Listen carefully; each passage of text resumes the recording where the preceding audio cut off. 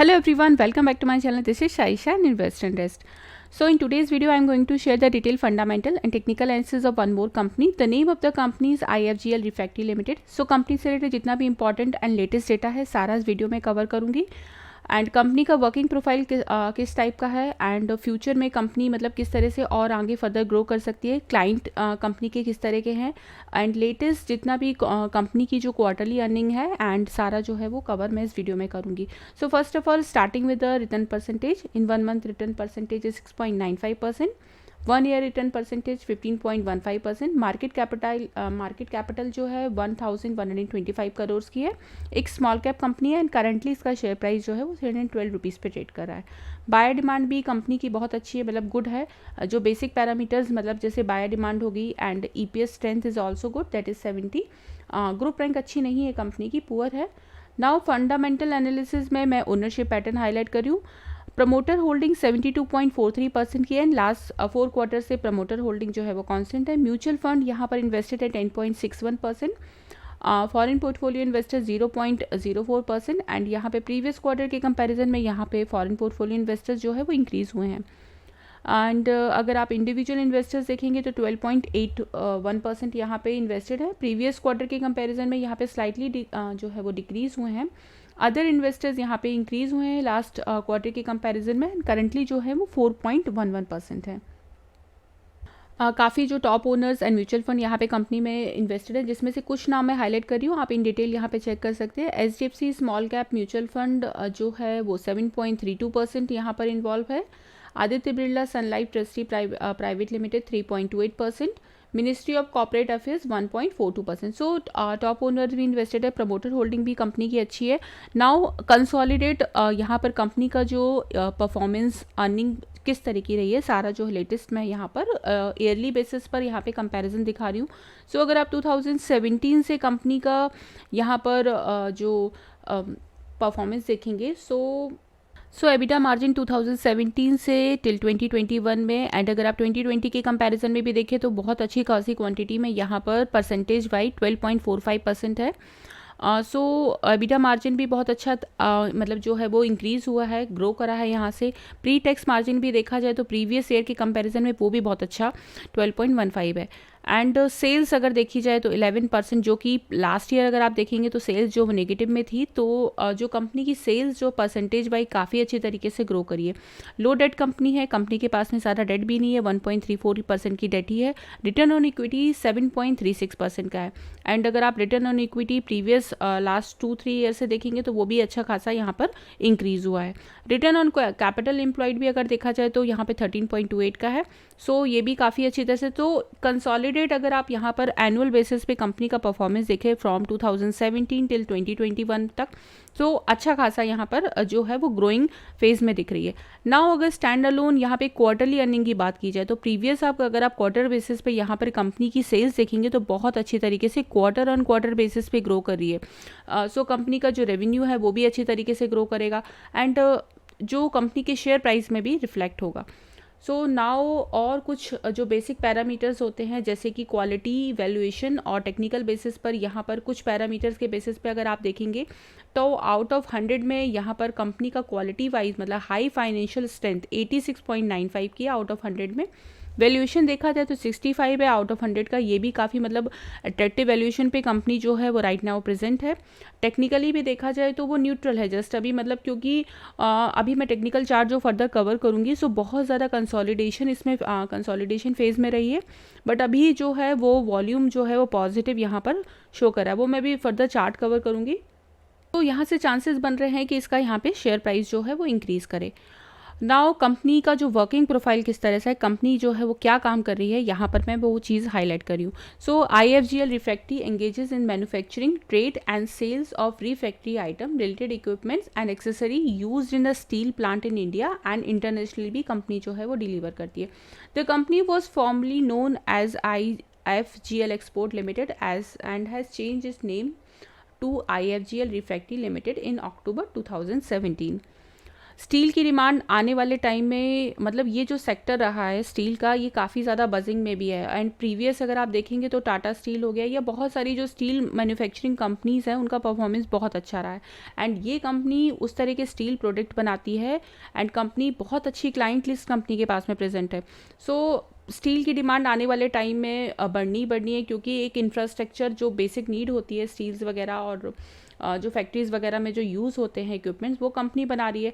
सो उसके अकॉर्डिंग देखा जाए तो एक मतलब बहुत अच्छा प्लस पॉइंट है कंपनी से रिलेटेड कि यहाँ पर इसकी कंपनी जो प्रोडक्ट बना रही है उसकी डिमांड बढ़े एंड रेवेन्यू में बहुत अच्छा, मतलब ये चीज़ जो है वो कंपनी जो है वो ईजिली ग्रो कर सकती है। India steel demand continued in 2022। Steel production and demand is expected to bounce back again strongly in short to medium term. Government unveiled the $multi-million national infrastructure pipeline with the project spread across the 18 states over the next 5 years. The fresh investment in power, railway, water and coupled with a renewed interest in the automobile sector is bound to bring a fresh demand from the steel in a long term. India is now the world's second largest steel producer. Strong recovery in all the sectors, especially in the steel consuming sector of real estate, auto, huge export opportunity for India due to its low cost advantage. So expecting the high growth in this company as well in short to medium term. So अगर आप short to medium term के लिए भी इस company में invest करने की सोचते हैं या ऑलरेडी आप इन्वेस्टेड हैं, तो यहाँ से चांसेस हैं कि ये फर्दर और अच्छी तरह से कंपनी जो परफॉर्म करे, क्योंकि क्वार्टरली बेसिस पे देखा जाए तो कंपनी का परफॉर्मेंस वो है वो काफ़ी अच्छी तरीके से इम्प्रूव हो गया है एंड ईयर बेसिस पे कंपनी का परफॉर्मेंस जो है वो अच्छा है। लो डेट कंपनी है, वेरी लो डेट है। Company has more cash than it total debt and company के पास में जो इंपॉर्टेंट चीज़ होती है पॉजिटिवली कैश फ्लो का प्रेजेंट होना, तो कंपनी के पास में कैश फ्लो भी प्रेजेंट है। एंड इसकी डेट टू इक्विटी की बात की जाए तो वो भी सेटिस्फैक्ट्री की कैटेगरी में आती है, बिकॉज इसके पास में बहुत अच्छी तरीके से it is well covered by it's operating cash flow and interest payment on it that is also well covered. Now further company से रिलेटेड कुछ और इंपॉर्टेंट पॉइंट, जैसे कि फाइनेंशियल परफॉर्मेंस देखा जाए तो वो भी मैंने अभी सारा लेटेस्ट इन्फॉर्मेशन जो है वो डेटा शेयर किया था। तो स्ट्रॉन्ग फाइनेंशियल पोजीशन है कंपनी की, company with a strong balance sheet. Its short term asset company के देखे जाएँ तो कंपनी के पास में 7.3 billion exceeded to its short term liabilities, जो कि बहुत कम है, 2.5 बिलियंस की है। And long term liabilities is 629.4 billions की है only. So company is a good value based on its price to earning, P ratio and price to book ratio के बेसिस पे देखा जाए तो कंपनी जो है वो अच्छे खासे वैल्यूएशन पे राइट नाउ प्रेजेंट है compare to the Indian basic material industry average. Company delivered a high quality earning in recent result and rising the margin indicate better operability and pricing power, so expected a significantly growth in the long term. Its current net profit margin is 6.42% and higher than the last year 3.33% के थे only. Gross profit margin जो देखा जाए तो 16.91% are higher than the last year, जो कि only 10.39% के थे।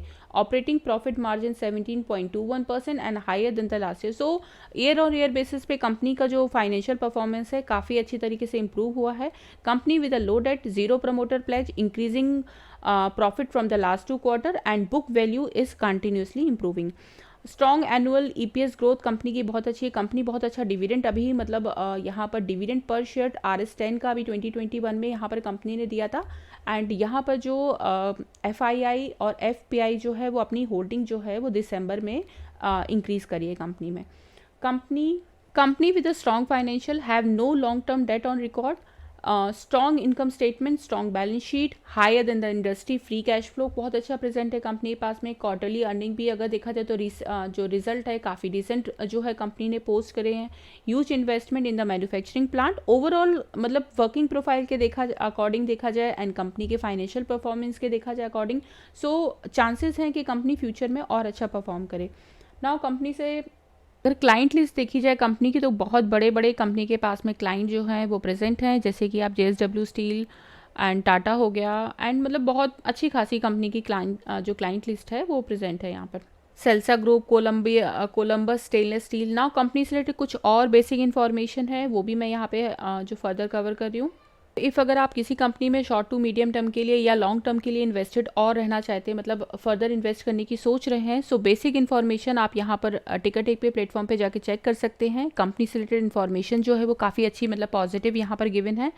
बेसिक इन्वेस्टमेंट चेकलिस्ट की देखा जाए तो यहाँ पर जो इंट्रिंसिक वैल्यू है जो शो करती है कि कंपनी जो है वो अंडर वैल्यूड है, एंड यहाँ से फर्दर जो है उसके शेयर प्राइस के इंक्रीज़ होने के चांसेस है। रिटर्न वर्सेस एफडी जो है वो अभी कंपनी का मतलब उतना अच्छा नहीं है, क्योंकि यहाँ पर जो मैंने शो किया था वो रिटर्न ऑन इक्विटी 7.36% का है, जो अभी मैंने डेटा जो मतलब जो है वो शेयर किया था। डिविडेंड बहुत अच्छा देती है company, entry point is also good, and company के पास में कोई रेड फ्लैग भी नहीं है।